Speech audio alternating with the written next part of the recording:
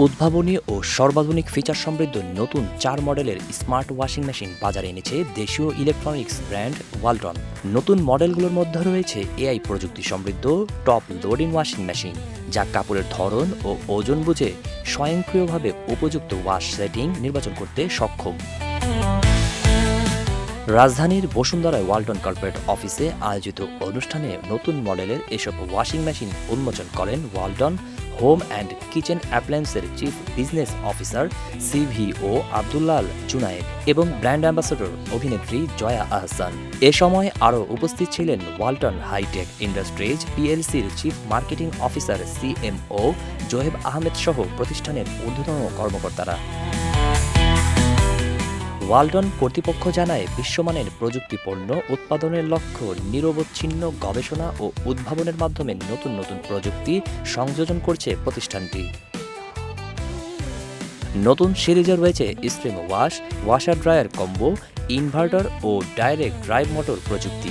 প্রতিষ্ঠানটির দাবি, এসব প্রযুক্তি বিদ্যুৎ সাশ্রয়ের পাশাপাশি কম শব্দে দীর্ঘস্থায়ী পারফরমেন্স নিশ্চিত করবে।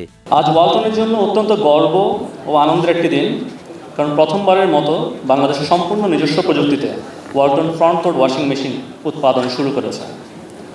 এটি শুধু একটি পণ্যের উদ্বোধন নয়, বরং বাংলাদেশের প্রযুক্তি গবেষণা এবং উৎপাদন সক্ষমতার আরেকটি গুরুত্বপূর্ণ মাইলফলক।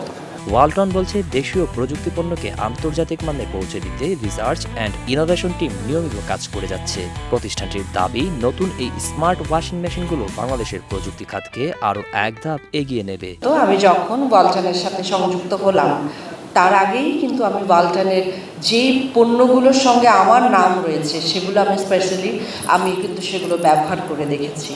তারপরেই কিন্তু আমাদের ডিসিশন হয়েছে যে আমরা একসাথে হব। আমার মনে হয় ওয়ালটনের অন্যান্য পণ্যগুলো যেমন করে খ্যাতি লাভ করেছে বা সুখ্যাতি রয়েছে, ঠিক এগুলোরও সেরকমভাবেই আমরা ফিডব্যাক পাবো, আমি খুবই নিশ্চিত। দেশীয় প্রযুক্তিপণ্য উদ্ভাবন ও আধুনিকতার নতুন সংযোজন হিসেবে ওয়ালটনের এই প্রিমিয়াম স্মার্ট ওয়াশিং মেশিন ক্রেতাদের কাছে ইতিবাচক সাড়া ফেলবে বলে আশা সংশ্লিষ্টদের।